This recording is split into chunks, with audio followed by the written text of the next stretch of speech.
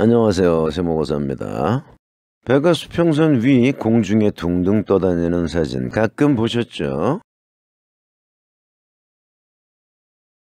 2015년에 공개된 시카고에서 100km 떨어져 있는 미시간의 워렌 듄 스테이트 파크 강가에서 촬영된 시카고의 빌딩 숲 사진으로 인해서 지구가 둥글지 않고 평평하다는 의혹이 제기되자 구체적으로 언제들이 이런 사진들을 들이대면서 봐라, 이게 빛의 굴절 현상의 증거이다 라고 목에 핏대를 세웠었죠.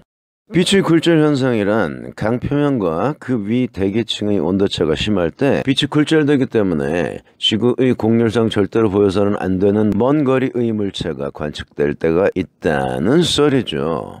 예수의 충견인 아인슈타인이 창작해낸 중력 렌즈 현상을 그대로 카피한 개소리죠. 이게 왜 개소리냐면요. 지구가 정말 구체라면 관찰자의 눈높이를 1.7m라고 가정할 때 100km 떨어져 있는 미시간에서 시카고는 지구의 곡률상 수평선 아래로 약 720m를 가라앉게 됩니다. 그런데 미시간 호수 바로 옆에 조성되어 있는 시카고에서 가장 높은 건물인 윌스타워의 높이는 442m에 지나지 않아요. 그러니까 미시간에서 관측할 때 윌스타워의 꼭대기가 수평선 아래로 280m나 가라앉게 되니까 이 사진에서처럼 시카고의 건물들이 거의 다 촬영된다는 건 절대로 있을 수 없는 일이겠죠. 그런데 제가 누차 언급했던 것처럼 미시간에서는 시카고의 스카이라인이 훤히 나다 보입니다. 날씨가 맑을 때는 항상 흐린 날에도 종종 관측이 되죠. 즉, 지구는 구체가 아니라 평면체라는 얘기예요. 그래서 급조된 게 바로 중력 렌즈 이론을 그대로 카피한 빛의 굴절 현상입니다. 그 증거로 제시하는 것들이 바로 이런 사진들이고요. 그런데 정말로 이 사진들이 빛의 굴절 현상의 증거가 될 수 있는 걸까요? 아닙니다. 이건 단지 착시 현상이거나 대놓고 포토샵을 한 조작품들에 불과합니다. 자, 먼저 착시 현상의 예부터 살펴보시죠. 배가 수평선 위에 둥둥 떠 있죠. 수평선은 어디 있죠? 여기 있죠. 헌데 사진을 좀 더 확대해서 살펴보면 진짜 수평선은 훨씬 더 뒤에 형성되어 있음을 알 수 있습니다. 수평선 뒤로도 흐릿흐릿하지만 파도가 계속 펼쳐져 있죠. 한마디로 여기까지는 대기 상태가 좋지만 여기서부터는 안개가 잔뜩 끼어 있는 거예요. 선체도 흐릿해서 잘 보이질 않죠. 안개 때문에 그런 겁니다. 한마디로 배가 수평선 위에 둥둥 떠 있는 것처럼 보이지만 안개 때문에 바다가 흐리게 비춰지는 것일 뿐 사실 이 배는 수평선 안쪽을 지나가고 있다는 얘기가 되는 거예요. 진짜 수평선은 배 바로 뒤인 여기가 됩니다. 이 사진 속 수평선은 어디인가요? 여기죠. 하지만 자세히 살펴보면 수평선이 직선이 아니라 약간 휘어져 있습니다. 그러면 이건 진짜 수평선이 아니라 파도의 물결이라는 얘기가 되는 거예요. 왜냐하면 수평선은 항상 직선을 띠니까요. 마찬가지로 이 사진도 크게 확대해보면 그 너머에도 파문들을 볼 수가 있습니다. 자, 여기도 라인이 형성되어 있죠. 그리고 이 라인의 중간을 보세요. 배인지 뭔지는 알 수 없지만 무언가가 둥둥 떠 있죠. 그러니까 여기도 허공이 아니라 바다라는 얘기예요. 이 라인의 안쪽과 뒤쪽의 색깔이 완전히 똑같죠. 그 너머도 허공이 아니라 바다라는 얘기예요. 그러면 진짜 수평선은 어디가 될까요? 여기 희미하게 또 다른 라인이 형성되어 있죠. 이게 바로 진짜 수평선입니다. 그 너머와는 약간 색깔이 다르죠. 그러니까 여기가 진짜 수평선이고 그 너머는 하늘, 그 안쪽은 여전히 바다라는 얘기가 되는 거예요. 자, 진짜 수평선의 라인이 앞의 가짜 수평선과는 다르게 완벽한 직선을 그리고 있죠. 이런 사진들이 바로 착시 현상의 대표적인 예입니다. 이번에는 포토샵으로 조작질을 한 사진들을 살펴보시죠. 배가 공중에 둥둥 떠 있죠. 이게 수평선이죠. 헌데 사진을 확대해보면 배 추위에 유상망측한 라인들을 목격할 수가 있습니다. 허공에 물결이 일렁이기라도 하는 것처럼 파문 같은 것들이 보이시죠. 선체 뒤쪽에서도 발견할 수 있습니다. 그리고 이 파문들은 배 추위의 바다에까지도 영향을 미치고 있죠. 이런 이상한 라인들을 확인할 수가 있어요. 게다가 여기와 여기, 그리고 여기 검은 그림자들이 드리워져 있죠. 따라서 이 사진은 포토샵으로 배 주변의 물결들을 다 지워버린 겁니다. 두 장의 사진을 합성해 놨다는 얘기예요. 수평선 안을 지나가는 배를 캡처한 뒤에 지우개 기능으로 배 주변의 물결들을 다 지운 다음에 바다만 촬영한 이 사진에 붙여 넣어서 배가 공중에 둥둥 떠 있는 것처럼 조작해낸 거라는 얘기예요. 자, 이 사진은 아주 감쪽 같죠? 정말로 허공에 둥둥 떠 있는 것처럼 보입니다. 헌데 이 사진 역시 배만 붙여넣은 합성 사진입니다. 그걸 어떻게 할 수 있을까요? 이 배는 초소형 요트입니다. 거대 상선이 아니에요. 이 배의 길이는 기껏 해봐야 20m쯤 될 겁니다. 헌데 이 배가 수평선 너머에 있는 걸 줌으로 당기니까 이렇게 허공으로 솟아오른 것처럼 촬영됐다는 얘기죠. 그래야 이 사진이 빛의 굴절 현상을 증명해주는 증거로 사용될 수가 있으니까요. 헌데 여기 모래사장이 보이시죠?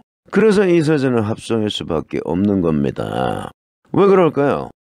이 조만한 배가 수평선 너머를 지나가고 있다면 육안으로는 절대로 보일 수 없겠죠. 왜냐하면 해변가는 해발이 몇십 cm밖에 안 되죠. 여기에 카메라를 설치하면 눈높이는 기껏 해봐야 1m 안팎에 지나지 않을 겁니다. 넉넉 잡고 눈높이를 2m라고 가정했을 때 지구 공열 계산기상으로 수평선과의 거리는 5km가 됩니다. 즉, 이 사진 속 요트는 적어도 5km 이상 떨어진 곳을 지나가고 있었던 거예요. 20m 길이의 요트가 5km 떨어진 곳을 지나가고 있을 때 육안으로는 절대로 관측이 불가능하겠죠. 그걸 100배 줌으로 당기니까 이렇게 커졌다. 그러면 과연 이 해변가가 한 화면에 같이 포착될 수가 있을까요? 절대로 불가능한 얘기죠. 자, 이 붉은 점이 수평선 너머를 지나가고 있는 요트라고 가정할게요. 이 조그만 점이 이렇게 커지려면 이 사진은 이 사각형 앞만 확대가 된 거란 얘기예요. 즉, 해변가가 절대로 같이 포착될 수가 없다는 얘기가 되는 겁니다. 그래서 이 사진은 100% 합성이라는 얘기가 되는 거예요. 이 배경은 원래의 배열로 촬영된 사진이고 이 배경에다가 근거리를 지나가고 있는 요트를 확대해서 붙여 넣었다는 얘기가 되는 거예요. 수평선 위 허공에다가 말이죠. 그래서 이렇게 해변까지 다 포착되어 있는 겁니다.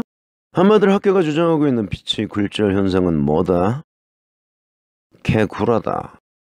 사실 이런 류의 사진들이 진짜인지 가짜인지는 증명하고 자시고 할 가치조차 없는 것들입니다. 빛의 굴절 현상의 모태가 된 아인슈타인의 중력 렌즈 현상부터 개사기니까요. 거짓에서 파생된 이론이 사실일 리는 만무한 법이니까요. 그럼에도 불구하고 제가 영상을 제작하는데 저의 소중한 시간을 할애한 이유는 이런 쓰레기 같은 사진들 때문에 구체적으론에 대한 맹신의 끈을 차마 놓지 못하고 붙들고 늘어지고 있는 가련하기 그지없는 중생들을 계몽하기 위함입니다. 오늘 영상은 이쯤에서 끝내기로 하고요. 마지막으로 한 가지 부탁의 말씀을 드려야 되겠습니다. 지난 2월 말부터 시작된 로 인한 사망자가 1100명을 넘어섰어요. 그런데 이 숫자는 질병관리청에 접수된 공식 들의 숫자일 뿐 실제는 이보다 100배는 더 많다고 보시면 됩니다. 왜? 백신을 가장 먼저 접종받은 분들이 누구인가요? 국가 요양시설에 계시는 분들과 어르신들이죠. 이분들은 접종 후에 하셔도 질병청에 신고해줄 사람이 없어요. 요양시설은 정부의 관리 대상이기 때문에 돌아가셔도 절대로 자로 신고하는 경우가 없겠죠. 그렇게 되면 시설 문을 닫아야 되니까요. 그리고 시골에서 독거하고 계시는 어르신들의 경우에는 하셔도 의혹을 제기해주실 분이 아무도 안 계시죠. 그렇게 며칠 지나고 나면 그 자제분들도 그냥 흐지부지 넘어가게 됩니다. 자기 일도 바쁜데 증명이 불가능한 일에 목을 메고 있을 수만은 없으니까요. 빨리빨리 장례를 치러야 사회로 복귀할 수가 있으니까요. 그래서 실제로 접수된 사망자 수보다는 100배는 더 많은 사망자가 발생되었을 수밖에 없는 거예요. 그러니까 적어도 10만 명이 후에 사망했을 거라는 얘기죠. 그런데 정부나 질병본부, 국회의원들 중에 이런 의혹을 제기하는 놈이 단 한 놈이라도 있나요? 절대 없죠. 그리고 이런 상황을 현장에서 몸소 체험하고 있는, 한마디로 가장 잘 알고 있는 의사놈들도 마찬가지예요. 다 한통속이라는 얘기입니다. 즉, 여러분들이 믿어 의심치 않는 그 대상이 이 희대의 을 계획하고 주도하고 있는 장본인들인 거예요. 그런 놈들의 말만 맹신하고 있으니 이 얼마나 기가 막히고 코가 막힐 노릇이냐고요. 이제는 우리 손으로 직접 이 을 끝내야 합니다. 어떻게 해요? 전 국민이 낫과 괭이를 들고 몰려가야 해요. 그 장면을 페이스북과 유튜브 생중계로 전 세계에 생중계하면서 한국에서 이 을 주도하고 있는 놈들을 모조리 참수해야 합니다. 그렇게 되면 전 세계에서 동시다발적으로 자국 정부를 응징하는 대대적인 시민혁명이 일어나게 될 거예요.